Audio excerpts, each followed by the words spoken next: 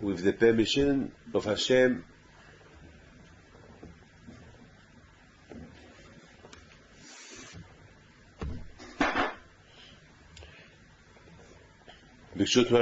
avec la permission d'Hachem, nous sommes en pleine Simcha, en pleine semaine de Hadar, en pleine semaine de la fête de Purim. On vient de terminer Purim, j'espère que vous tous vous avez passé une bonne fête de Purim. Et cette belle fête de Purim, elle nous a laissé un grand impact sur nous, parce que vraiment l'histoire, elle se répète toujours, et justement, de l'histoire, on apprend combien on doit se préserver pour que Dieu préserve des choses comme ça, comme une histoire telle que celle de Haman qui a voulu exterminer les Juifs, ne se répète pas. Cette paracha, c'est la paracha de Kitissa, et la paracha de Kitissa, elle a une grande signification. La paracha de Kitissa, elle nous parle justement les Juifs, lorsqu'ils doivent faire un comptage, si on veut savoir combien on est 1 million, 2 millions, 3 millions, je ne sais pas combien, on n'a pas le droit de les calculer 1, 2, 3, 4, 5 avec les mains. Il faut que chacun il apporte une pièce. Et selon cette pièce-là, après on va calculer les pièces, combien de pièces il y a pour savoir combien des gens il y a. C'est comme ça qu'on fait le comptage. On n'a pas le droit de faire un comptage comme ça, sans ces pièces, parce que pour plusieurs raisons. L'une des raisons, à cause de Enara, on n'a pas le droit de Enara, parce que lorsqu'on voit trop, waouh, ils sont combien? Ils sont 1 million, waouh, c'est beaucoup, hein? Ils ne sont pas nombreux. Même si on n'est pas nombreux, c'est Yainara. Donc, c'est pour ça, dans la synagogue, lorsqu'on veut savoir s'il y a minyan, s'il y a 10 personnes, alors on fait des on prend un pasouk et on compte avec les mots du pasouk. On n'a pas le droit de dire 1, 2, 3, 4, 5, 6, 7, 8, 9, 10. Beaucoup de fois, je vais trop dans les avions, et là-bas, les avions, ils comptent 1, 2, 3. Moi, dans ma tête, je dis, Yainara. C'est pas. Écoutez, je ne suis pas un juif superstitieux.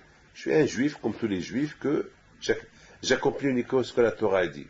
C'est pas la Torah dit, il ne faut pas compter comme ça. Regardez, David Ameller, il a voulu savoir combien de juifs il y avait en Israël à son époque. Eh bien, il y a eu l'épidémie, il y a eu 75 000 morts. L'instant. Et parce qu'il n'a pas le droit de compter. Parce que si on veut compter, il faut compter, et chacun il apporte un objet et on compte. Et vous savez que le Shaoul, il devait faire la guerre avec Amalek. Et Shaoul, il a fait de même. Chacun, il a porté un mouton, et après, ils ont calculé combien de moutons il y a. Ils ont trouvé qu'il y avait 200 000 moutons. Donc, ça veut dire qu'il y avait 200 000 soldats. Voilà, c'est comme ça. C'est ce que la Torah dit. Et je pense aussi qu'il y a une autre raison, peut-être très spirituelle. Lorsqu'on compte les Juifs, il y a le Satan qui est là aussi en train de compter. Vous savez que les Juifs, on est là pour servir à Kadosh Baruch Hu, on est là pour servir Dieu. On est là pour faire du bien. On est là pour être des bons. On est là pour représenter à Kadosh Baruch Hu. on est pour représenter Hachem, on doit être des bons représentants. On n'a pas le droit d'être des représentants qui font Hilou Hachem. On doit faire. Vous savez que les gens, ils sont braqués sur nous. Ça veut dire que le fait que j'ai une barbe, j'ai une kippa sur la tête, vous savez, si je ne me comporte pas bien dans la rue, les gens peuvent dire, ah, ce juif-là. Même si d'autres, ils vont pas bien se comporter, bon, personne ne va pointer sur eux. Moi, tant que je suis juif, pourquoi des fois, déjà, même lorsque je me comporte bien, des gens pointent sur moi. Alors, si je me comporte pas très bien dans la rue, les peuvent vous dire comment on va me voir. Donc, c'est la raison pourquoi c'est important de se comporter bien pour ne pas qu'il y ait le Hachem. J'ai pas honte de vous raconter une chose. Une fois, je voyageais dans un avion. Ça m'est arrivé 2 ou 3 fois dans ma vie. Je rigole pas, hein. Peut-être ça va vous dégoûter ce que je vais vous dire, mais je vous dis exactement ce qui s'est passé. Ça arrive parfois que je vais entrer à la salle de bain dans un avion, et lorsque je rentre, je trouve les toilettes, je les trouve dans un état catastrophique. Parce que ceux qui étaient avant moi, ils s'en foutent pas mal, et parfois il y a des vieux, des pauvres, il y a parfois des enfants aussi qui salissent les toilettes. Et le problème est, si je sors et je laisse le toilette dans cet état-là, celui qui va rentrer après moi, il va dire, ce juif-là, regarde, ce juif-là, il n'a rien à faire, il va pas voir l'enfant qui était avant moi, il va me voir moi. Ben, ça m'arrive que beaucoup de fois, je me mets à nettoyer les toilettes pour ne pas qu'il y ait le Hachem, pour ne pas que, beaucoup de fois, je le lave mieux que les ouvriers je rends le toilette nickel, mieux qu'on l'a trouvé lorsqu'on est rentré dans l'avion. Et c'est comme ça. Beaucoup de fois, ça m'arrive. Pourquoi? Pour ne pas hassu shalom, je fais Hilou Hachem. Même dans la rue, je me comporte bien dans la rue, je ne crie pas dans la rue, surtout pas le soir, pour ne pas réveiller les voisins. Pourquoi? Parce que c'est Hilou Hachem, pour ne pas qu'on pointe sur moi. Un homme qui a une barbe ou qui passe sur la tête, où on sait qu'il est juif, il faut qu'il fasse attention. Alors le Satan, lorsque les juifs, lorsqu'on compte les 1, 2, 3, le Satan aussi, il compte. Il voit, celui-là, celui-là, il a fait beaucoup de fautes, il a été mauvais, et pourquoi le bon Dieu le laisse vivre? Donc Dieu préserve le Satan, il risque de critiquer 2 ou 3 juifs. Mais tandis que lorsqu'on compte les gens avec de l'argent, par exemple, chacun il apporte une pièce, on compte les pièces, donc on compte pas, donc le Satan, il voit que des pièces. Ben, s'il veut faire un hara, qu'il fait un hara sur l'argent et pas sur les gens. C'est la raison pourquoi on ne compte pas les gens directement. Donc, vous voyez, mes amis, cette paracha est super. Cette paracha s'appelle Kitissa. Justement, écoutez bien ce que je vais vous dire. Nos sages, ils disent que lorsque Haman, il a voulu exterminer les Juifs, il a apporté l'argent. Il a apporté des shkalim. Il a dit à Hachvérosh, voilà, je vais te donner l'équivalent de tous les Juifs en argent. L'équivalent de toi, j'achète chez toi les Juifs, tu me les vends. Et moi, tu me les vends. Parce que voilà, je sais que tu as peur que le fait que je vais tuer les Juifs, la caisse royale va perdre de l'argent. Voilà, ce que les Juifs représentent dans le monde entier, moi je te paye. Je te te donne l'argent. Et justement, nos sages, ils disent une phrase extraordinaire. Nos sages, ils disent que Hakadosh Baruch Hu, tout de suite Hakadosh Baruch Hu, il a dit, Haman, toi tu veux acheter les Juifs avec de l'argent, mais les Juifs déjà, ils m'ont donné de l'argent pour avoir la vie sauve. Ils se sont déjà achetés. Donc toi tu veux les vendre, ils sont déjà à moi les Juifs. Je les ai achetés. Le fait que chaque Juif, il a donné, avant que Hachem il a voulu calculer les Juifs. Mais écoutez très bien. Est-ce qu'Hachem, il a une raison pour compter combien de Juifs il y a? Hachem, il veut qu'on le compte. 1, 2, 3, combien? Et comment on les compte? On les compte en comptant les pièces que chacun il a apportées. Est-ce vraiment Hachem, il a besoin qu'on les compte? Mais Hachem, il connaît le nombre des Juifs. Si Hachem, il veut savoir combien on est, il sait. Il n'a pas besoin qu'il nous calcule. Il n'a pas besoin qu'on nous fait le comptage. Hachem, il peut dire à Moshe Rabbeinu, tu sais Moshe, il y a tant de Juifs. Alors pourquoi Hachem, il a voulu que chacun apporte une pièce, Et après, on compte les pièces pour savoir le nombre des Juifs. Hachem, il pouvait simplement dire, la Torah elle pouvait dire combien on était. C'est quoi le secret que Hachem il veut qu'on se compte, que Hachem il veut que chacun on nous fait compter. Et la raison elle est comme ça. La raison elle est pour quelques raisons. L'une des raisons, c'est que j'aurais voulu nous montrer que nous, même que Hachem il sait combien on est, mais Hachem il nous montre combien il nous aime aussi. Le fait déjà qu'il nous compte, parce qu'on compte quoi? On compte quelque chose qu'on aime. L'argent, on l'aime, alors on le compte. Les enfants, vous savez, lorsqu'on a 10 ou 15 ou 3 ou 4, on sait, j'ai 3 enfants, j'ai 4 enfants, j'ai 10 enfants, ouais, vous comprenez?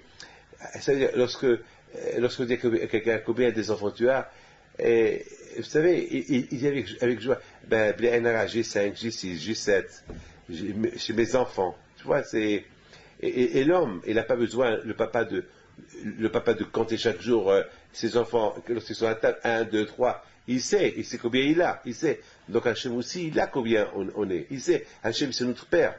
Hein? Donc il sait combien nous sommes. Alors quelle est la raison pourquoi Hachem... justement, c'est par amour. Quand je il veut nous montrer combien il nous aime, tellement qu'il nous aime, il veut il nous fait un comptage. Même lui, il ne compte pas 1, 2, 3, 4. Il nous compte avec des pièces. Ou que chacun apporte quelque chose, et après on compte ce que chacun a apporté pour savoir le nombre des Juifs qu'il y avait. Et aussi, Hachem, il a voulu aussi que, étant donné que Hachem, il nous a déjà compté une fois, alors puisqu'il nous a compté une fois, ça veut dire qu'on lui appartient. Ça veut dire que le comptage, il est bon. Ça veut dire que c'est le compte des Juifs qui doit toujours rester, et personne ne peut les enlever. C'est tout. Donc, par rapport à ce comptage, ça y a quand je dit, voilà ce que j'ai. J'ai tant de Juifs qui sont à moi. Lorsque Haman, il a voulu les racheter, ou bien il a voulu les racheter chez Ahashverosh, parce que n'oubliez pas une chose, que malheureusement, que là, on est en exil. Aujourd'hui, on est en France, on est entre les mains des Français. On est en France.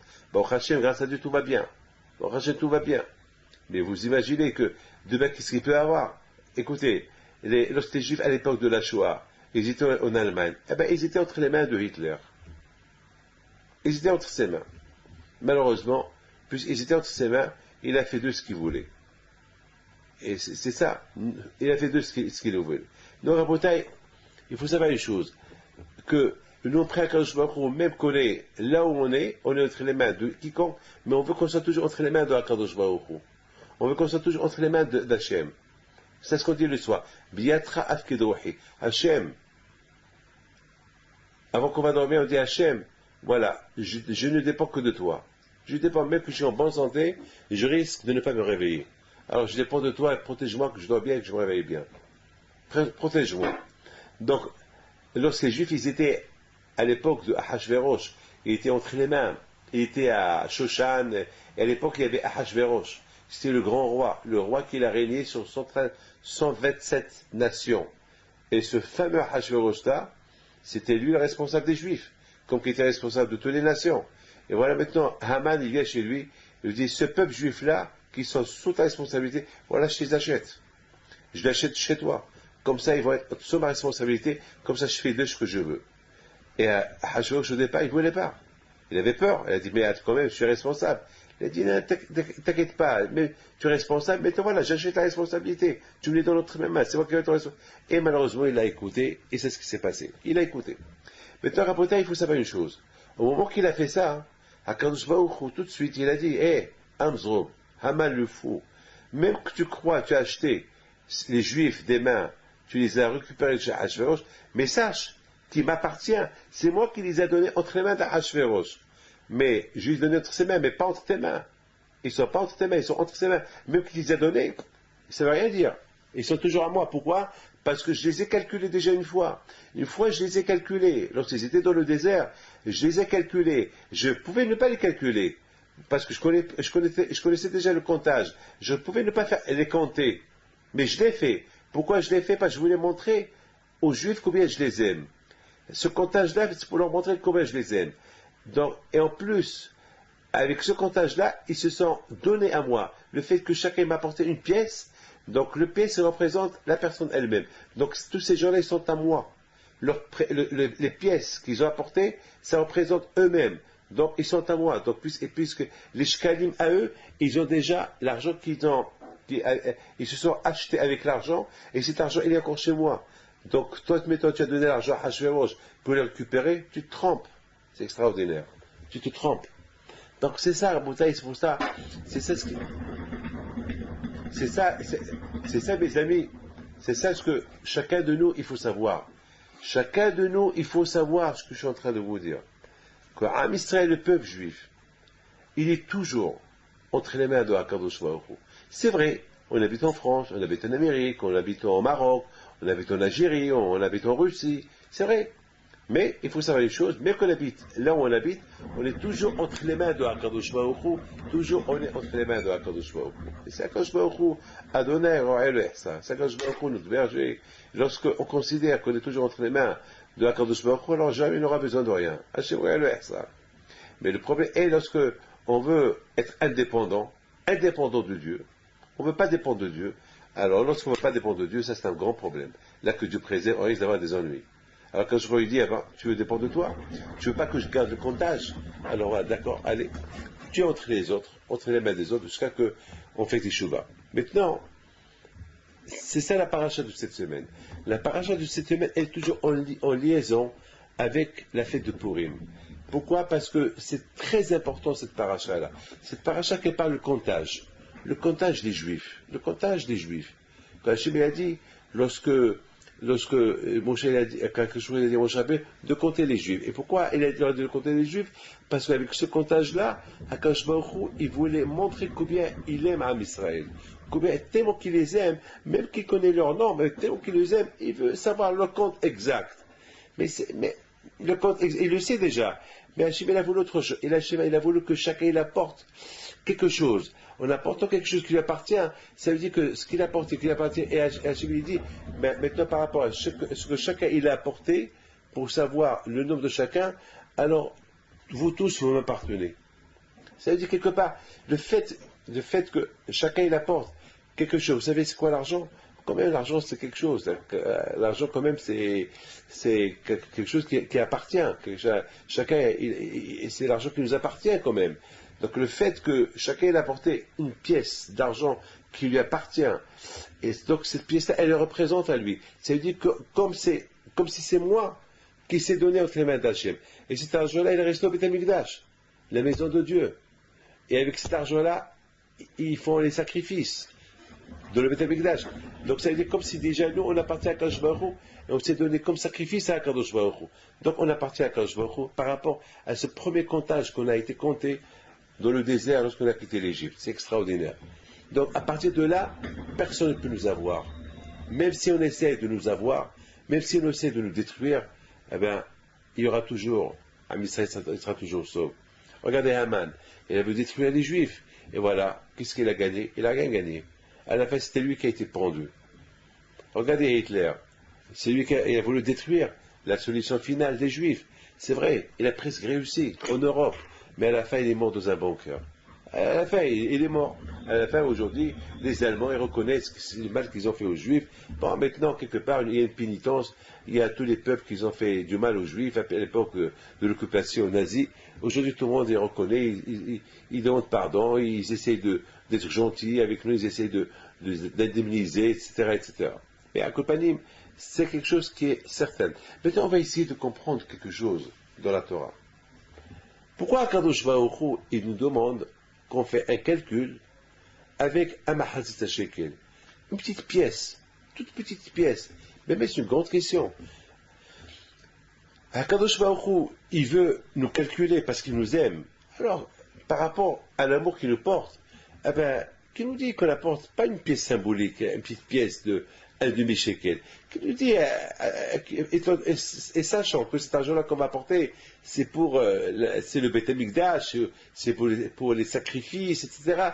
Ben, quand je aurais pu dire, comme chacun il apporte, je sais pas, une grande pièce, une pièce d'or, de valeur. N'oubliez pas que les Juifs qui ont quitté l'Égypte, ils étaient riches, très très riches. N'oubliez pas qu'ils avaient un argent fou, fou, fou. Ils avaient un argent fou, et en plus dans le désert, ils n'avaient pas besoin d'argent, parce qu'ils avaient le manger qui descendait du ciel. Et ils avaient des vêtements super propres. Il y avait plein de choses. Ils étaient gâtés. Les Juifs du désert, pendant les 40 ans que les Juifs étaient dans le désert, ils étaient super gâtés. D'ailleurs, la manne qui descendait du ciel, c'était un manger extraordinaire. Un manger qui avait tous les goûts.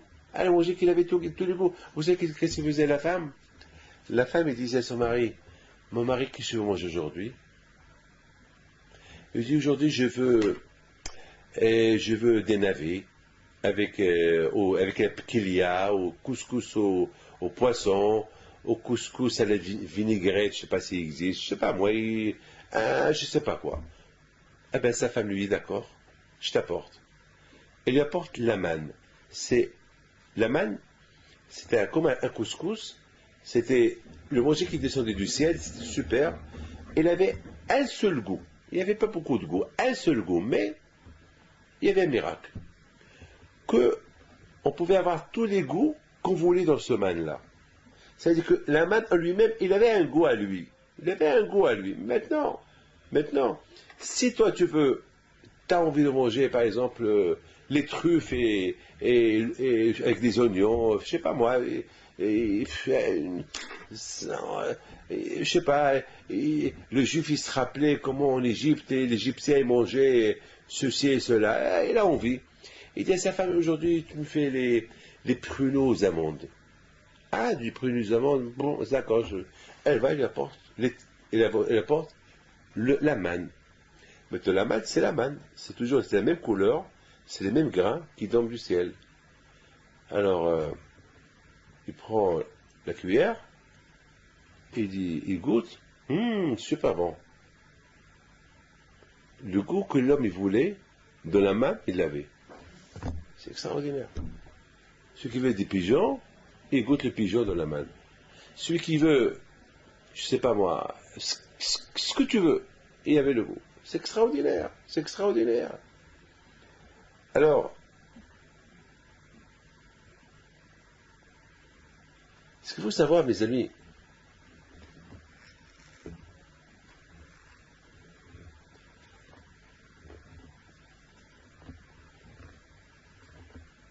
dans la vie,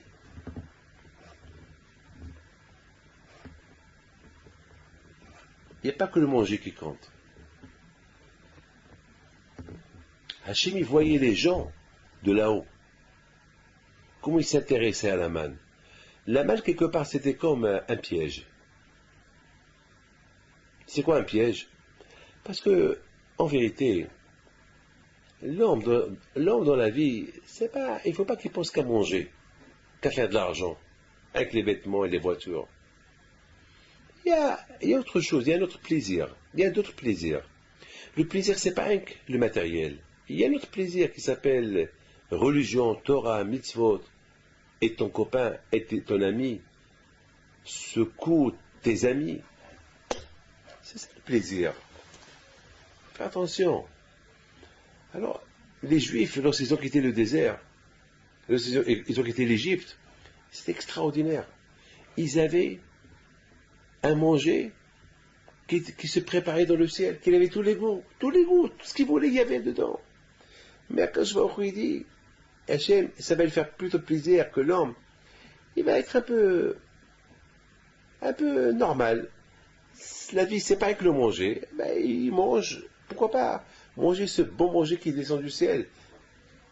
Laissez l'original, le goût original. Tu manges le goût original. Pourquoi manger autre chose? Pourquoi essayer de goûter autre chose? Ça, de temps en temps, tu peux le faire, mais pas tout le temps. Et c'est vrai, les Juifs sont arrivés à ce niveau-là. Et pourquoi Hachem a fait tout ça? Hachem a fait tout ça pour une seule raison, pour que le Juif, il perd pas son temps à la cuisine. Il ne perd pas son temps à labourer la terre. Comme ça, il peut étudier la Torah. Eh bien, mais c'est vérité. C'est une leçon à vie. Lorsque un homme, il suit Hachem, sa parnassa, elle vient. Comme ces Juifs-là, qui étaient dans le désert pendant 40 ans, la parnassa, elle venait du ciel chaque jour, eh bien, aujourd'hui, c'est pareil. lorsque tu t'occupes d'Hachem et tu respectes ton mitzvot, la panacée vient du ciel. N'aie pas peur. Le problème est quoi? Ben, le problème c'est que l'homme, il croit, il a un peu de doute. Il dit si je travaille pas, je vais perdre de l'argent. Il faut que je travaille Shabbat. Non, respecte Hachem, travaille pas de Shabbat. Même en semaine, tu n'as pas besoin de mourir pour l'argent. Travaille comme tout le monde en semaine. Et ne perds pas ta prière. Le soir, va faire ta prière, l'après-midi et le matin. Et va étudier un peu la Torah. Et tu verras ce que tu veux. Grâce à Dieu, moi. Grâce à Dieu. J'ai beaucoup de yeshivot dans le monde. Et j'aide beaucoup des pauvres. Et je demande à Kadosh Baruch Hu. Je ne suis pas milliardaire, mais je demande à Kadosh Baruch Hu. Et à Kadosh Baruch Hu, il m'aide. Il y a beaucoup de fois ici, ils m'aident pas, j'en prête. Qu'est-ce que vous voulez que je fasse? Alors, Bémet, à Kadosh Baruch Hu, tout à l'heure, je vous ai dit que l'Hachem, il a voulu compter les Juifs. Et il leur a dit que chacun apporte une demi-pièce. Mahatzah shekel. On a posé une question.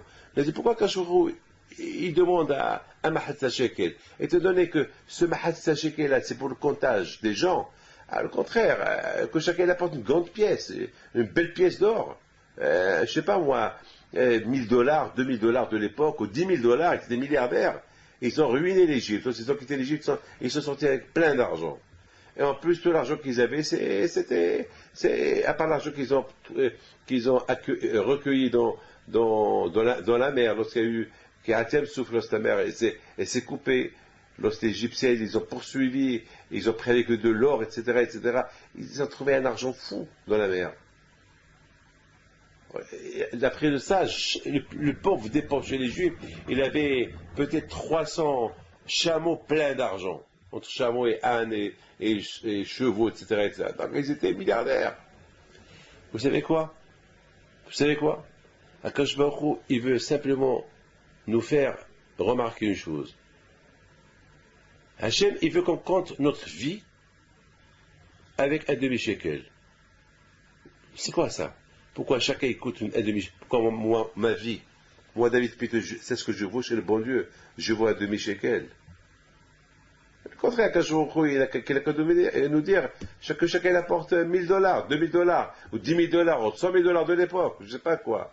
Attends, Hachem, il veut que pour qu'on se fait pardonner le comptage, pour qu'on soit proche d'Hachem, pour qu'on sait combien on est, tout à l'heure je vous ai dit que tous les liens de ce comptage pour appartenir à Kadosh Baruch Hu, ben c'est ce que je vous ai dit tout à l'heure, que lorsque Haman il a donné le compte des Juifs, lorsqu'il a donné une somme équivalente de tous les comptes des Juifs, Kadosh Baruch Hu il dit à Haman, espèce de fou, les Juifs ils sont déjà comptés déjà chez moi et j'ai déjà pris leur shekel, leur demi-shekel à chacun. Donc ils m'appartiennent, ils t'appartiennent pas. Donc tu ne peux pas les vendre.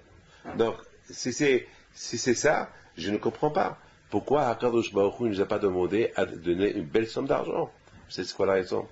Akadosh Baruch Hu veut nous dire, messieurs, rappelez-vous une chose.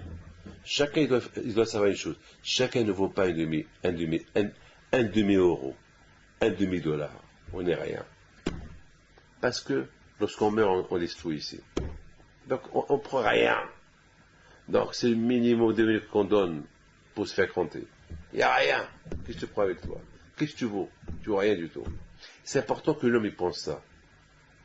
Lorsque l'homme y pense qu'il ne vaut rien, que tout ce qu'il a c'est un cadeau du ciel. Tout ce qu'on a c'est un cadeau du ciel. C'est très important ça. Lorsqu'on pense à Kadosh Baruch Hu, d'un côté il veut nous montrer, regardez, dépendez de moi. Je vous adore, je vous aime. Mais le calcul que je vous fais uniquement symbolique, un calcul symbolique pour montrer à tout le monde que je vous ai acheté, que votre argent il est en garantie chez moi, que j'ai votre compte il est chez moi, il est chez moi, ça veut dire que vous êtes tout pour moi, comme ça personne ne peut vous avoir. Il n'y aura ni Hitler, ni Haman, ni aucun qui pourra vous anéantir, aucun, parce que vous m'appartenez à moi. Mais sachez de l'autre côté, restez humble, parce que sinon, vous n'allez pas valoir même pas un demi-centime. Chacun vous achètera avec des petits groschets, comme Haman. Haman, il a payé cash, un compte cash à Hachvérosh, une somme d'argent. une somme d'argent minime, une somme d'argent symbolique. Quoi, c'est ce que les Juifs y coûtent? Les Juifs y coûtent que 10 000 shekels, qu'il y avait quelques dizaines de millions de Juifs dans le monde, avec leur argent, avec tout ce qu'ils ont, avec tout ce qu'ils possèdent, ils coûtent que 10 000 shekels. Ah ben justement, lorsqu'on ne suit pas Torah Mitzvot, on ne voit rien du tout. On ne voit rien du tout. On peut nous vendre et nous acheter. Mais lorsqu'on suit Torah Mitzvot, notre calcul il est bon chez Akadosh Baruch Hu. On vaut tout. On vaut le monde entier. On vaut l'or, les diamants. Personne ne peut le toucher. C'est plus important. Et c'est ce qui s'est passé. Akadosh Baruch Hu, il a fait peur aux Juifs. Il leur a envoyé un ennemi qui s'appelle Haman. Parce que les Juifs, ils ont commencé à oublier Dieu. Ils ont commencé un peu à vivre leur vie. Ils ont commencé un peu à croire que à moi la vie. À moi la vie va commencer. À moi l'argent. À moi. Ça c'est à moi. Moi. Quand je leur ai dit avant, c'est ce que vous pensez. Vous m'avez oublié. Vous avez oublié maintenant qui vous a protégé jusqu'à maintenant. Alors je vais vous laisser goûter un peu l'amertume. Je vais vous donner entre les mains de Haman. Au lieu, vous ne voulez pas être entre mes mains, vous voulez être entre les mains des autres, allez-y. Eh bien, sachez une chose. Eh bien, l'antisémitisme, elle existe toujours. Et Haman, il a commencé. Et Haman, il a commencé Haman. Et malheureusement, lorsqu'il a commencé Haman avec les Juifs, pendant quelque temps, les Juifs, ils ont cru que c'est la fin. Et bien, ça aurait pu être la fin. Ça aurait pu être la fin. À tel point que Haman, il veut acheter les Juifs avec de l'argent. Vous avez vu ça? Vous avez entendu, vous, dans votre vie, un peuple qui est vendu avec de l'argent. Un peuple. Un peuple qui habite dans 126 pays. Être vendu, être éliminé, tué. Où vous avez vu, où vous avez entendu ça? Jamais. Jamais. Jamais on a entendu ça. Eh bien, la raison, elle est simple. À nous de choisir dans quel camp on est. Si on est avec Dieu, alors quand je il maintient le comptage. Quand je dis votre compte est bon, vous m'appartenez. Vous êtes tant de personnes, vous m'appartenez. J'ai encore votre argent en main, lorsque je vous ai compté. Vous m'appartenez. Même que je savais combien vous êtes, mais le fait que je vous ai demandé que chacun m'apporte une pièce, alors cette petite pièce-là, elle est entre mes mains. Je l'ai toujours, je la maintiens. Donc vous êtes en garantie. Vous êtes chez moi. Je suis votre père. Mais si vous m'abandonnez, vous ne voulez pas écouter la Torah, alors ça va. Je vous rends la pièce. D'autres personnes vont vous acheter. Et vont faire de vous ce qu'il y a. Les Juifs se sont rendus compte que maintenant ils sont entre les mains d'un fou. Ils ont fait teshuva. En faisant teshuva, eh bien, ils ont récupéré l'amour de Dieu. Et lorsque Hachem il a récupéré l'Am Israël, parce qu'ils sont retournés vers lui, alors quand il a renversé la situation. Tout ce que Haman voulait faire aux Juifs, ça s'est arrivé à lui. Maintenant, je voudrais simplement vous poser une question. Qui est le plus rachat dans cette affaire? Ahashverosh ou Haman? A priori, je ne comprends pas, moi. Écoute, je vous en prie, écoutez très bien. C'est écrit dans la Megillah que Ahashverosh, il a demandé à tout le monde de se prosterner devant Mordechai. Non, pardon, devant Haman. Et celui qui ne se prosterne pas devant Haman, il est condamné à mort. Je ne comprends pas. Un roi, il a un protocole. Un roi, c'est à lui seul on doit se prosterner. Pas à un autre, qui n'est pas un roi. Vous avez, par exemple, moi je suis marocain. Je suis né au Maroc. Au Maroc, il y a un roi. Il y a toujours une différence entre un roi et un président.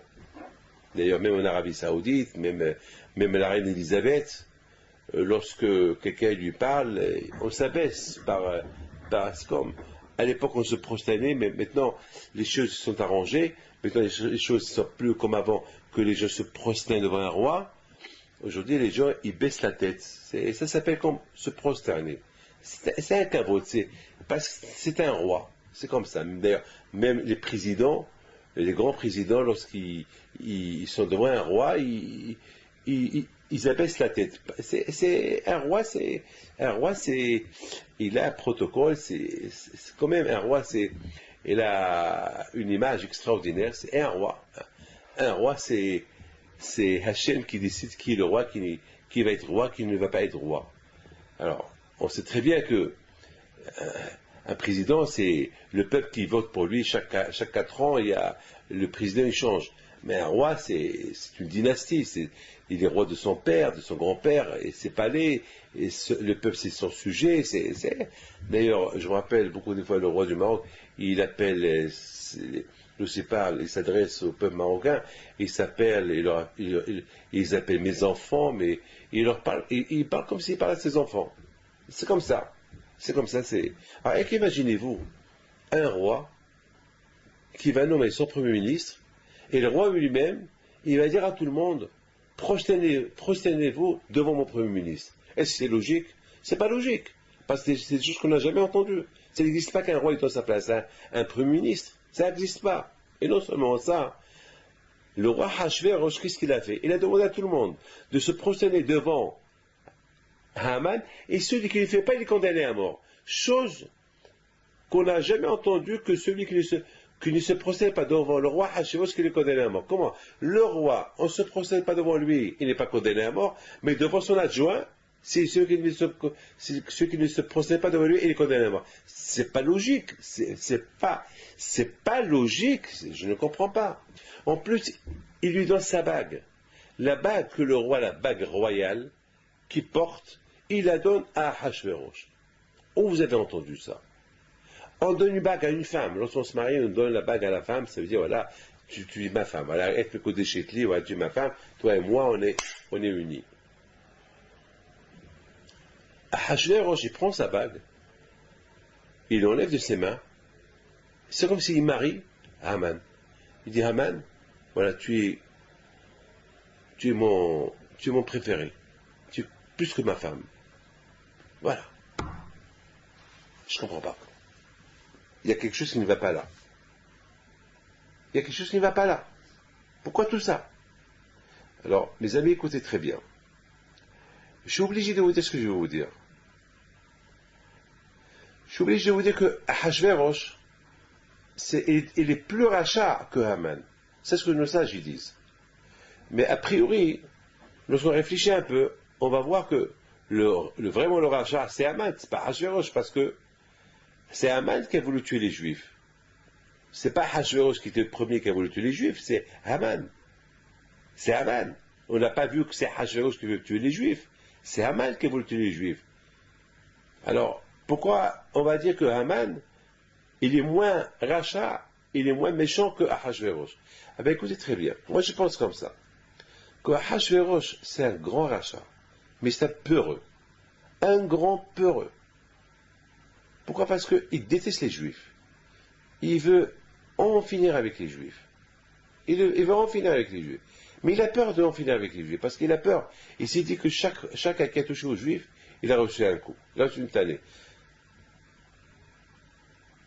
Pharaon, il a touché aux Juifs, il a été puni. Sisra a été puni. Nebuchadnezzar, Nabucodonosor, et les détruit le temple, a été puni. Tous ceux qui ont fait la guerre aux Juifs, ils ont été punis. Et si je donne l'ordre, et si moi je les tue, je vais être puni. Donc, il ne pouvait pas les punir. Mais là, il était content. Il a trouvé quelqu'un qui veut les acheter. Quelqu'un qui va les tuer. Alors, pour que ce quelqu'un-là, il peut faire de ce qu'il veut, il faut qu'il y ait une raison. Ou pas. Il faut qu'il y ait une raison. Il ne peut pas venir Haman un jour et dire, je vais tuer les Juifs. Les Juifs vont dire, pourquoi tu veux tuer les Juifs? Pour quelle raison? Alors, qu'est-ce qu'il a fait à Hachvérosh? Il a trouvé une idée super. Il a dit à tout le monde, celui qui ne se prosterne pas devant Haman, il est condamné à mort. Pourquoi? Parce que Hachvérosh, il sait qu'il va avoir un peuple qui ne va pas se prosterner devant Haman. Parce qu'Haman, il avait ici une Avodah Zara, l'idolâtrie. Il a dit, alors ça va être une siba. Ça va être une excuse pour que Haman ait détruit les Juifs. Pourquoi? Parce que Ahasuerus il a fait un décret, celui qui ne se prosterne pas devant Ahasuerus, il est condamné à mort. Donc c'est un décret royal. Il sort du palais royal. Donc tout le monde se prosterne devant Haman. Même les Juifs. Bon, les Juifs, ils faisaient semblant qu'ils se prosternent. Mais ils se prosternent. Ils faisaient comme ça peut-être. Pas on dirait. Pour ne pas que Haman il trouve une excuse pour se prosterner devant eux. Pardon, pour les tuer. Une excuse pour les tuer. Mais il y a un. Il s'appelle Mordechai. Mordechai Yehudi. Ou Mordechai le Echav le Shahavé. Mordechai Yehudi. Lui, c'était le chef des Juifs. C'est le tzaddik de la génération. Lui seul, il s'appelait Yehudi, un juif. Pourquoi les autres ne sont pas des juifs? Oui, tout le monde c'est des juifs. Mais lui se comportait comme un juif. Nous tous on est des juifs. Mais malheureusement, beaucoup de fois, ils ne se comportent pas comme des juifs. Mais Mordechai Yehudi, il s'est vraiment comporté comme un juif. Comment? Il était le seul qui est resté debout, en face à face avec Haman. Il ne s'est pas prosterné devant lui. Il ne s'est pas prosterné devant lui, devant cet Avodah Zara. Parce qu'Haman, il a compris. Haman, il a compris. Mordechai, il a compris une chose. Qu'est-ce qu'il a compris, Mordechai?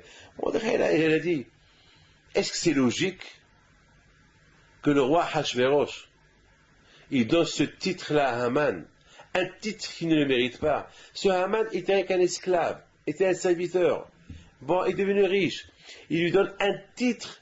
Et quel titre? Un titre, il a rendu adjoint au roi. Il a donné un décret que celui qui ne se prosterne pas devant lui, il est condamné à mort. Ça veut dire quoi? Ça veut dire qu'il veut que nous tous, nous les Juifs, on se prosterne devant celui-là, qu'il a l'idolâtrie. Ça veut dire pourquoi? Pour qu'il trouve une excuse sur nous, parce qu'on l'a pas fait, il va nous tuer. Maintenant, tous les Juifs, ils le font. Et moi, si je le fais, je vais donner le Hersher. Si je le fais, ça veut dire que je donne la permission à tout le monde de faire comme moi. Alors moi, j'ai été le premier à faire une révolution. Je vais montrer à tous les Juifs que moi je ne vais pas se prosterner devant Haman. Que Dieu préserve. C'est Mordechai aussi, il aurait fait. Ben, les Juifs vont dire, ben, puisque le rabbin fait ça, parce que toujours le rabbin c'est lui l'exemplaire. Puisque le rabbin fait ça, nous aussi on peut le faire. Et Mordechai, lo Echav le Ishtahavé. Ça parlait de tout le monde. T'as écouté, t'as vu quoi? Mordechai ne se prosterne pas devant Haman. Mordechai ne se prosterne pas devant Haman. Tu te rends compte? Mais il nous met en danger. Il met notre vie en danger. Alors l'autre lui répond, mais non, c'est lui qui va être en danger, c'est lui qui va mourir. Il va le pendre, Haman. Ben, c'est lui qui ne s'est pas prosterné devant lui. Nous on s'est prosterné devant lui, nous. On le fait indirectement, mais on le fait. D'ailleurs, même Mordechai, pourquoi il n'a pas fait? Il aurait pu faire comme nous. Mais Mordechai n'a pas fait comme eux. Pourquoi? Parce que s'il fait comme eux, les autres ils vont dire qu'il n'a pas fait comme eux. Et ça va être comme un Hersher. C'est à Mordechai, il donne une permission. Les Juifs, faites. Parce qu'il n'y a plus quoi nefesh. Parce qu'il y a un danger, faites. Mais non, c'est péché. Même lorsqu'il y a un danger, n'a pas le droit de se prosterner devant l'Avodah Zara. Yiharek ve'ali abor. Mordechai, il a dit Yahilul Hashem. Ça veut dire qu'en se prosternant devant Haman, ça veut dire on n'est pas juif. Ça veut dire qu'on ne croit plus en Dieu. Ça veut dire que l'idolâtrie de Haman, c'est elle qui représente l'homme chez Dieu. Alors que nous, non. Nous, à Israël, lorsqu'on a prié, on prie directement à Kadosh Baruch Hu, directement. Quand on dit Hashem, Sefadai Tiftar, Baruch Ata Hashem. Il n'y a pas d'intermédiaire entre nous et Dieu. Non. C'est écrit dans la Torah. Il ne faut pas me servir avec un intermédiaire. Parce qu'à l'époque, les nations disaient à l'époque les nations, c'est dur d'approcher direct à Dieu. Donc on approche Dieu par un intermédiaire, par quelque chose, pas direct à Dieu.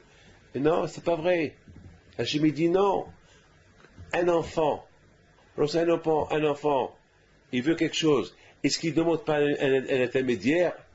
Va demander à mon père? Non, l'enfant il demande directement à son père. Maman, donne-moi à manger. Papa, je veux d'argent. Alors, quand je crois c'est notre père, on veut besoin de quelque chose de lui, On lui demande directement, il n'y a pas d'intermédiaire. Il n'y a pas d'intermédiaire. Donc, Mordechai Hatzadik, il a montré à tout le monde, non, ce que vous êtes en train de faire, c'est faux. Parce que vous êtes en train de donner à Essa, à Haman, vous êtes en train de montrer au monde entier que nous, si on croit qu'on veut, que pour s'attacher à Dieu, on peut le faire par l'intermédiaire. Non. Am Israël, il doit aller directement au bout, au but. C'est quoi? Lorsqu'on doit prier à Dieu, directement à Dieu, il n'y a pas d'intermédiaire. Nous, les Juifs, on a les tzadikim. C'est pas que les tzadikim, ils vont être intermédiaires pour nous, entre nous et Dieu, non. Avec nous, on va chez les tzadikim pour que par leur mérite, Hachem, il écoute notre prière, c'est tout. Par leur mérite, c'est pas qu'on dit aux tzadikim, c'est vous notre intermédiaire devant, non. Par leur mérite. On dit à Hachem, c'est ce qu'on dit, et le cas Abraham, et le cas Yitzhak, et le cas Yaakov. Toujours on prie par le mérite d'Abraham, Yitzhak et Yaakov. Mais c'est pas le mérite parce que peut-être que moi j'ai pas assez de mérite, peut-être j'ai beaucoup fauté, et avec les fautes que j'ai faites, qui me dit que la prière va monter chez le bon Dieu? Alors j'utilise les avos, j'utilise Abraham, Yitzhak, par leur mérite, c'est mon parent. Ils vont dire à Hachem, c'est mon fils, c'est mon petit-fils, aide-le. Voilà. Mais vous avez compris. Mais on comprend très bien que, comment il s'appelle, Ahashverosh, il était plus rachat que Haman. Parce qu'en fait, Ahashverosh, il avait peur de se débarrasser des Juifs. Alors il a trouvé un Haman qui veut prendre le risque. Et on va voir. Et Haman, c'est le fils de Esav. C'est son neveu. Alors peut-être, entre les deux, il va réussir à les tuer. Mais grâce à Dieu, même Haman, il n'a pas réussi. Même Haman, il n'a pas réussi. Il n'a pas réussi à nous tuer. Mais on comprend un grand secret dans la Torah. C'est écrit dans la Megillah que Mordechai, il a dit à Esther, ne dis pas qui tu es. Ne dis pas que tu es juif. Ferme ta bouche. Ne dis pas de quelle famille tu es. Avec tout ce que Ahashverosh, il a essayé de savoir d'où elle est, quelle famille, mais il est tombé amoureux d'elle. Il est tombé tellement amoureux d'elle, il aurait pu la tuer. Comment toi, tu ne me dis pas qui tu es? En général, un homme, lorsqu'il se marie, il veut savoir qui il se marie. Il ne sait pas. Comment il ne sait pas? Qui es-tu? Qui es-tu? Elle ne lui dit pas. Elle lui dit, ou prends-moi ou lâche-moi. Mais il adorait, il tombait amoureux d'elle. D'ailleurs, il était prêt à lui donner tout son royaume. Tout son royaume, il l'adorait. Tellement qu'il adorait qu'il ne pouvait pas s'en passer d'elle. Donc, maintenant, je ne comprends pas le secret de Mordechai. Pourquoi Mordechai n'a pas voulu que sa nièce, Esther, ait dit d'où elle est? Vous savez pourquoi? Parce que Mordechai, il savait que Hachvérosh, il détestait les Juifs. Il les détestait. D'ailleurs, c'est la raison pourquoi il a fait une grande séouda. Il a fait une grande séouda, il a invité même les Juifs à cette séouda-là. Par Hachvérosh. Pourquoi tu invites les Juifs? Tu détestes les Juifs. Pourquoi tu les invites? Et non seulement il les invite, il leur donne à manger cachère. Pourquoi il les invite?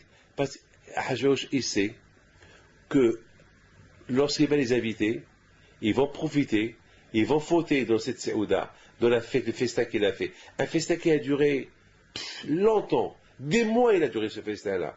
Des mois. Pourquoi des mois? Parce qu'il voulait faire fauter les Juifs. Il a voulu que les Juifs, ils font Bittul Torah. Il a voulu que les Juifs, ils font que la fête. Ils vont plus aller étudier la Torah. Ils vont aller au cercle, les jeux, les dancing, des femmes qui dansent nues. Il y avait beaucoup de galas, et des galas, et des galas, et des galas. C'est la folie ce qu'elle avait. Parce qu'Ahashvérosh, il voulait montrer à tout le monde sa richesse.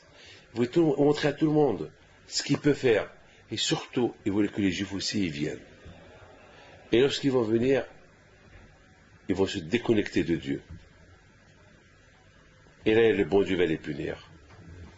Mais il ne va pas les punir par Ahashvérosh, parce qu'Ahashvérosh, il a toujours peur. Il n'a pas pris le risque. Alors maintenant, on comprend très bien pourquoi Hakadosh Baruch Hu, pourquoi Mordechai Tzadik, il a. Maintenant, on comprend très bien pourquoi. Maintenant, on comprend très bien pourquoi Mordechai Tzadik, il a dit à Esther, Esther, ne dis pas qui tu es. Surtout, ne dis pas qui tu es. Parce que si tu dis qui tu es, lui déteste les juifs, il risque de ne pas te marier. Il risque de ne pas te marier avec toi. Et malheureusement, peut-être un jour on aura besoin de toi. Parce qu'avec un monsieur comme celui qui déteste les juifs, il risque de nous faire du mal. On a besoin que tu te maries avec lui pour qu'il tombe amoureux de toi très fort. Et lorsqu'on aura besoin de toi, alors tu vas nous aider pour sauver les juifs. C'est très important. Et comment Mordechai savait que Hachvérosh était un rachat, un bâtard? Il était un bâtard. Comment il savait? Vous savez comment il savait? Parce que Mordechai, il s'est dit, mais pourquoi Hachvérosh, il fait cette fête inutile, une fête qui dure des mois et des mois et des mois, presque plus de 6 mois de fête. Où tu as vu un roi qui dépense des milliards et des milliards, 6 mois de fête? Pourquoi? Tu sais pourquoi? Pour les juifs. Pour que les juifs ils font Bitul Torah. Pour que les juifs ils mangent pas pour les juifs après. Parce que même s'ils mangent kasher, à force de voir des scènes insains, des scènes pas bien, et après ça, c'est l'assimilation, et justement, Hachvérosh voulait que les juifs, ils arrivent à un niveau spirituel très très bas, pour qu'après, s'il est d'entre les mains de quelqu'un, il peut s'en débarrasser d'eux facilement. Maintenant, on comprend pourquoi Esther, elle n'a pas dit qui elle est. Mais lorsque la Xéra, elle était, et les Juifs, ils ont fait Teshuvah, une grande pénitence. Ils ont jeûné 3 jours. Là, Esther, elle a commencé à prendre un peu, elle a commencé un peu à prendre la défense des Juifs. Elle a invité Hachvérosh, elle a invité Haman, et Hachvérosh a commencé à devenir jaloux de Haman. Pourquoi la reine, elle invite un roi, une soirée intime, une soirée de michté, de vin. Il y a quelque chose qui cloche. Il n'y avait pas de manger, il n'y avait que du vin, boire. Lorsqu'on boit beaucoup, on se saoule. Quelque part, Hachvérosh commençait à devenir jaloux. Elle voyait Esther qu'elle fait les beaux yeux à Haman. Il lui dit, encore tu veux que je t'ajoute? Il faisait des beaux yeux, avec des gros sourires. Et Hachvérosh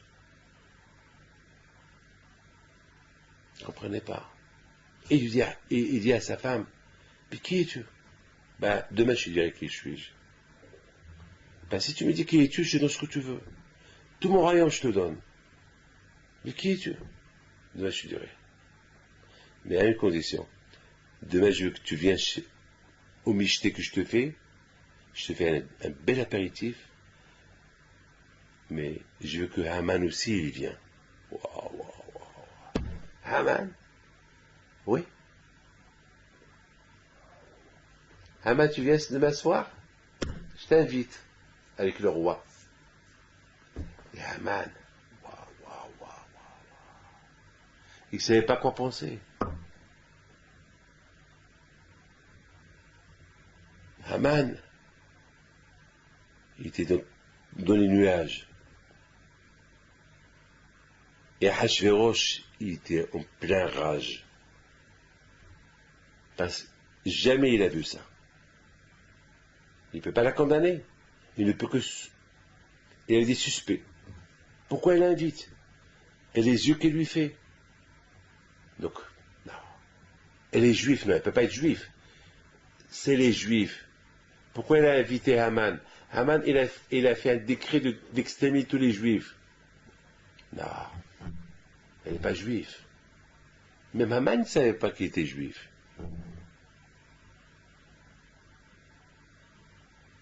Qu'est-ce qui se passe dans la tête d'Esther? À Hachvérosh, il pense. Mais Haman, il sort tout heureux, tout content. Heureux et content. Ah, Je suis l'adjoint du roi. Le roi, il m'adore. Même sa femme elle-même, elle doit être amoureuse de moi. Elle m'a invité au Bishté Yayin. Et même demain soir, elle m'invite. Et tout le monde qui voit Haman, tout le monde qui se prosterne devant Haman, c'est la première fois qu'une reine, elle invite un grand homme à une réception privée. Il n'y avait que elle, le roi et Haman. Ça veut dire que Haman, il est, pour Esther, il est l'équivalent de Ahashverosh. Et tout le monde pense, mais qu'est-ce qui se passe? Pourquoi? Même tout le monde. Et Haman, il sort, il rencontre un juif qui s'appelle Mordechai. Et c'est Mordechai qui ne va pas se prosterner devant lui. Tout le monde qui se prosterne. Et là, Haman, il devient fou de rage. Il rentre chez lui à la maison. Il appelle sa femme. Il appelle ses enfants. Il appelle ses copains. Il appelle tout le monde. Il était furieux. Qu'est-ce qui se passe? Je suis malheureux. Regarde. Je règne sur 127 nations. Je suis l'adjoint du roi. Sa bague, elle est dans mes mains. Je peux faire ce que je veux. Je peux même détrôner le roi si je veux. Et je prends sa femme. Pourquoi? Parce que sa femme, elle m'a invité ce soir. Et même demain soir, elle m'a invité. Peut-être elle-même. Il dit ça devant sa femme. Zeresh. Mais moi, j'aime Zeresh. Ne t'inquiète pas, ma femme. Ne crois pas que je vais prendre Esther. Mais, c'est important. Au palais royal, on m'aime. Et le roi et la reine, ils m'aiment. Mais j'ai un problème. Il y a un qui me gâche. Il me gâche la vie. Il y a un juif qui me gâche la vie. Je ne peux pas attendre jusqu'à l'année prochaine pour le tuer. Parce que le décret d'exterminer tous les juifs, c'était le 13 Adar. Il faut encore l'année prochaine. Il faut 1 an. Je vais attendre pendant 1 an. Tout le monde se prépare pour tuer les juifs. Mais moi, ce monsieur-là qui m'embête, ce monsieur-là qui s'appelle Mordechai, qui est le chef des juifs, que lui seul, tout le monde se prosterne, même les juifs se prosternent devant moi, même s'ils font semblant, je m'en fous, mais le fait, il se prosterne. Mais lui, comme ça, il me regarde en face, il me nargue. Je ne peux pas vivre. Tout, ça me gâche. Je risque d'avoir une dépression. Je vais mourir. Aidez-moi. Donnez-moi un conseil quoi faire. Ben, ils lui ont dit, ben, c'est facile. Puisque le roi il t'aime, et la reine elle t'aime, demain matin, tu vas chez le roi, dis au roi qu'il y a un qui ne se prosterne pas devant toi, tu veux le tuer. Il s'appelle Mordechai. Parce que toi-même, Sa Majesté, tu as dit que celui qui ne se prosterne pas devant moi, il est condamné à mort. Alors voilà, Haman. Alors Haman va chez le roi et dis-lui sur Mordechai. Mais entre-temps, il était super content, Haman, il prépare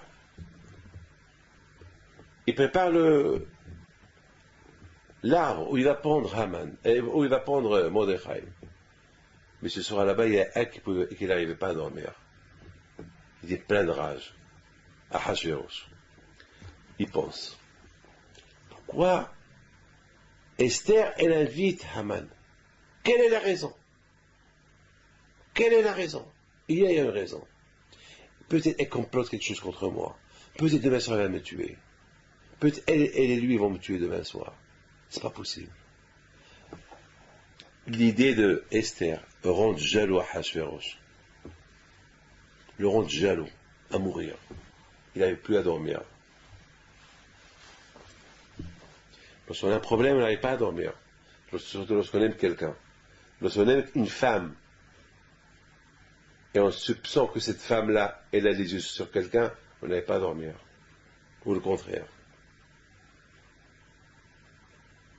Le matin, Haman, il arrive pour demander au roi de lui donner Mordechai et le pendre. Et entre-temps, Ahashverosh fait un cauchemar. Parce que lorsqu'on pense à quelque chose, on rêve la nuit. Il rêve un cauchemar comme quoi Haman voulait le tuer. Et c'était pour un roi qui rêve qu'on va le tuer, c'est terrible. Il commence à crier, il crie, il se réveille. Qu'est-ce qui se passe, Majesté Xia? Ouh, un cauchemar, un cauchemar. Entre-temps, qu'est-ce qu'il entend? Il entend des pas, bam, bam, des pas, des gens qui arrivent au palais. Qu'est-ce qui se passe? Ah ben c'est Haman qui vient. Haman? Vous ne pouvez plus supporter Haman. Vous connaissez l'histoire, le reste de l'histoire. Haman était pendu. Et là, Esther, elle a dit à Hachvérosh, je suis juive.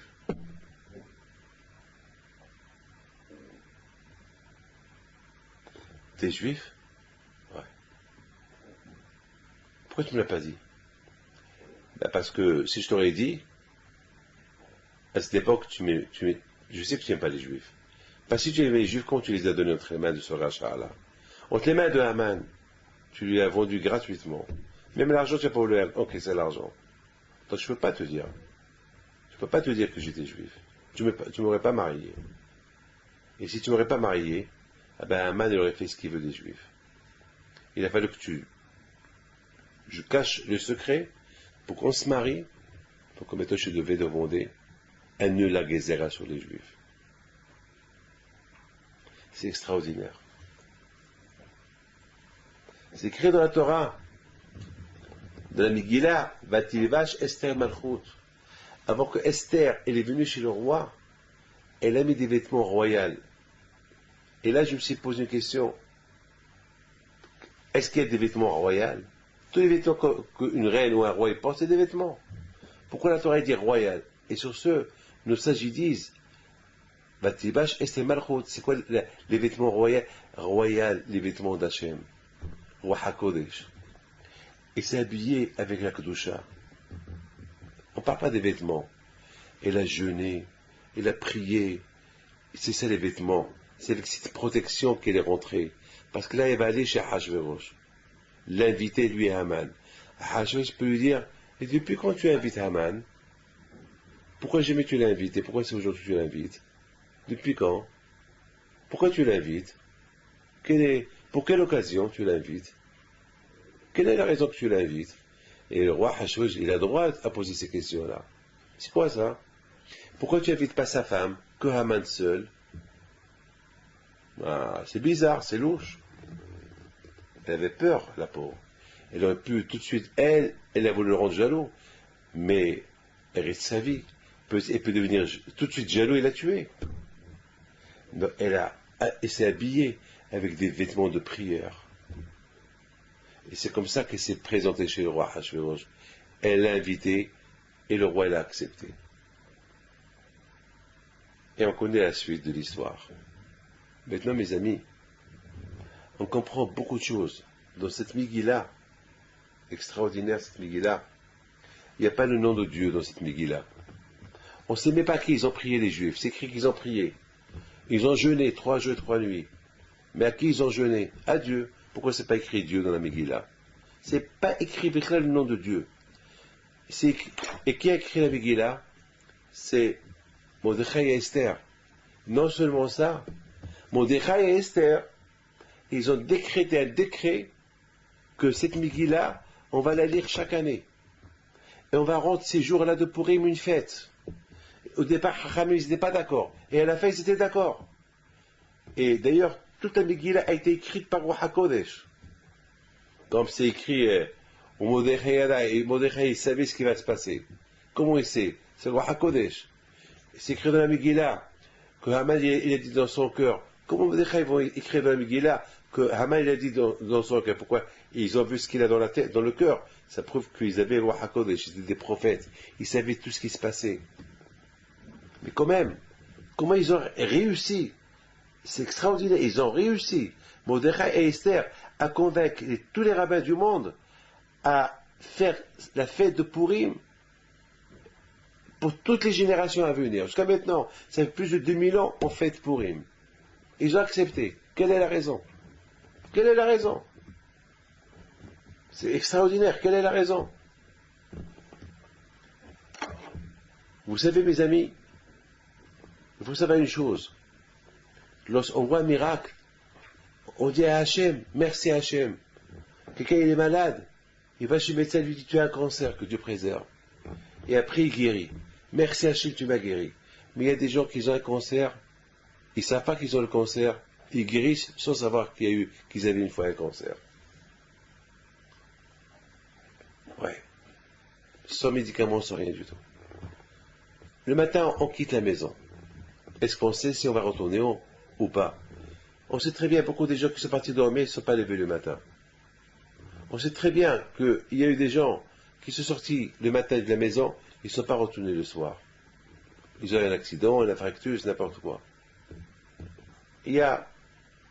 Mais parfois, on peut voir quelqu'un qui est sorti le matin, il a fait l'accident, tout le monde est mort, lui il n'est pas mort. Waouh, quel miracle! Il va faire une fête pour ça. Il faut savoir une chose, il y a des miracles qu'on voit, il y a des miracles qui se font sans qu'on les voit. Le miracle d'Esther, le miracle elle a commencé, c'est extraordinaire. Si vous lisez la Megillah, comment quand je pourrais préparer les miracles naturellement avant que Haman il déclare la guerre aux Juifs. Déjà Esther était là-bas, déjà pour sauver les Juifs, déjà Esther elle a sauvé le roi, Mordechai a sauvé déjà le roi de la mort, quelqu'un a voulu le tuer, et Mordechai a dit à Esther, des préparations naturelles. Le fait que le nom de Dieu n'est pas écrit dans la Megillah, c'est pour nous apprendre qu'il y a des miracles qu'on voit, la main de Dieu dans ces miracles, mais il y a des miracles qui se passent sans qu'on voit, sans qu'Hachem il est au milieu. Et Hachem il fait le miracle. Mais on n'a pas vu comment le miracle a été préparé. C'est la raison pourquoi dans la Megillah il n'y a pas de nom d'Hachem. Parce que la Torah, Harami veut nous apprendre, regardez, quelle histoire.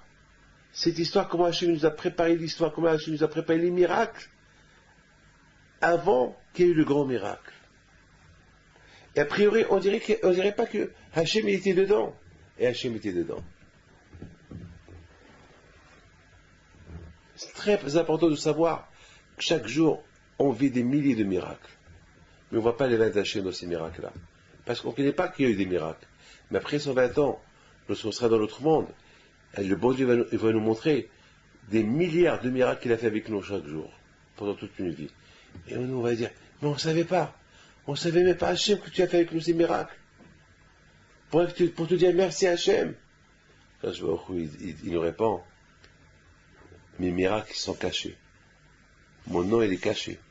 Les miracles, ils sont cachés. C'est la raison pourquoi on doit donner des éloges à Akash Baruch Hu, même pour les miracles qu'on a vus chez d'autres personnes ont eu.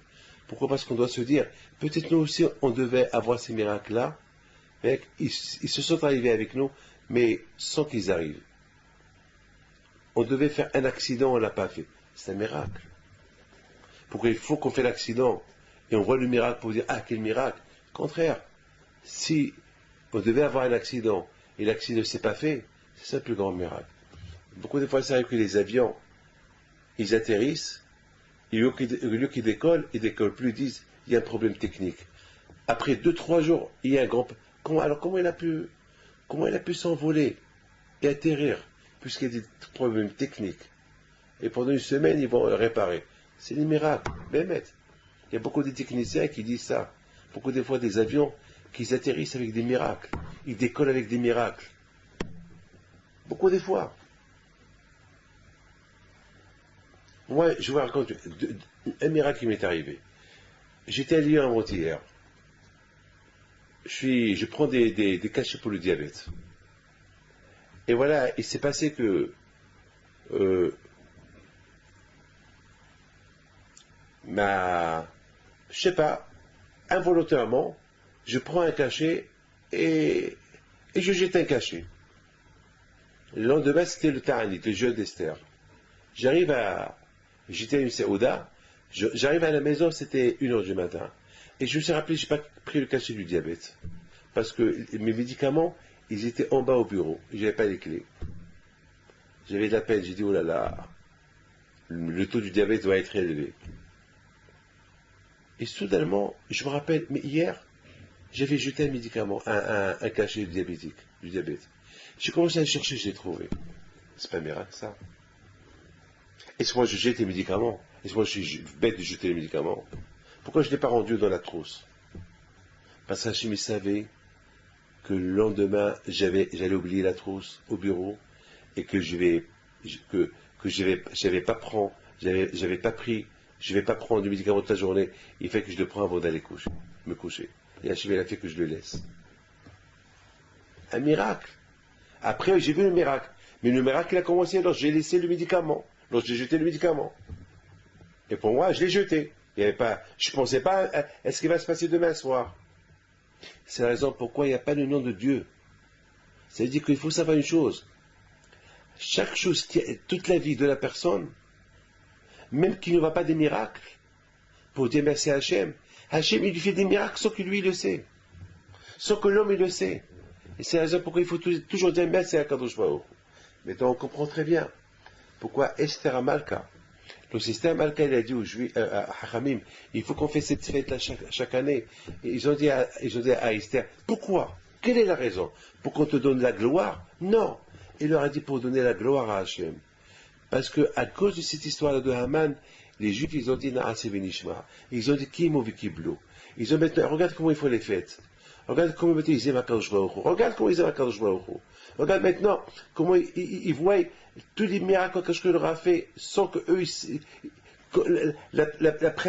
comment Hachem leur a préparé le miracle avant que le miracle se fait. Et eux, ils ne savaient pas pourquoi.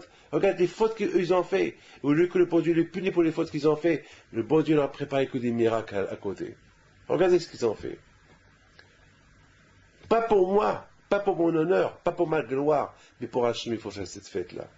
Et de cette fête-là, les Juifs, ils vont apprendre à dire c'est Akadosh Baruch Hu tout le temps. Et de cette fête-là, les Juifs, ils vont toujours dire Kimo Vikiblo, toujours, ils vont dire Naase Venishma, toujours, ils vont accepter, ils vont aimer Akadosh Baruch Hu, ils vont accepter la Torah avant qu'on. C'est pas qu'on les supplie pour venir étudier la Torah. Et à eux de venir étudier la Torah, sans qu'on leur dise de venir étudier la Torah. Aujourd'hui, il faut qu'on supplie les gens, allez, viens étudier, allez, fais Pessah, allez, mange kasher. Non. Il faut que le Juif, il arrive à faire les choses sans qu'on lui dise, sans qu'on lui supplie. Lorsque Esther dit Hachamim, lorsque les Juifs, chaque année, ils vont lire l'histoire qui s'est passée,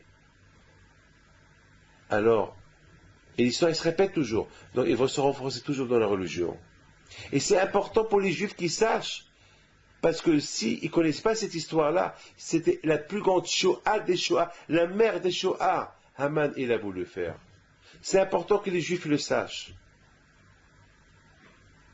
Que lorsqu'on ne suit pas Hachem, que Dieu préserve. On peut être vendu à n'importe quel, entre les mains de n'importe qui. Mais lorsqu'on suit Hachem, alors on est vendu qu'à Hachem. On est vendu, on appartient à Kadosh Baruch Hu, parce qu'il nous a calculé. On est toujours calculé dans sa tête. Il connaît le nombre des Juifs. Il sait exactement combien il y a. Il nous a calculé déjà. On est dans la tête d'Hachem. Mais lorsqu'on s'éloigne d'Hachem, alors l'argent qu'on a donné pour le comptage, il vaut devant Kadosh Baruch Hu.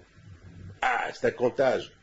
Ce comptage-là, il représente le nombre des Juifs. Ils sont à moi. Mais lorsqu'on ne suit pas le chemin de Kadosh Baruch Hu, eh bien, il peut y avoir des Haman qui veulent nous racheter et faire de nous ce qu'ils veulent. C'est important, Esther et dire Hachamim, c'est important que cette fête-là, elle soit répétée chaque génération. Et Hachamim, ils ont dit oui. Ils ont été d'accord avec elle. Et surtout, lorsqu'ils ont vu que la Megillah, elle a été écrite avec la névoie, avec prophétie, avec Ruach HaKodesh. Et Esther, elle a réussi à faire entrer la Megillah dans la Torah. Et on dit, Baruch Ata Hashem avec les brachot. Tous les Hachamim sont d'accord. Et il y a même une Gemara qui s'appelle Megillah. Des halachot de Megillah, des halachot de Purim. Elle est. À Kol Panim Shtamim, cette fête de Purim, elle nous apprend deux choses. La tzedaka et la Torah. Les Juifs, qui m'ont vécu plus c'était sur eux le fait d'être un peuple juif, étudier la Torah autour d'Hachem, autour du bon Dieu, et s'aimer entre eux, et aider les pauvres. C'est très important ça. Parce que si on est les gens de Dieu, il faut qu'on sache que Dieu, il aime tout le monde. Il n'est pas que les Juifs, il aime même les non-Juifs. Donc il faut aider tout le monde. Il faut aider les juifs, les non-juifs, il faut aider tout le monde. Voilà mes enfants. Je vous souhaite à vous tous une bonne soirée, et que le bon Dieu vous protège. Voilà, et que Hachem vous donne bracha v'atzlacha, la parnassa, de haute génération, et bien sûr, et de soit avec vous. Amen.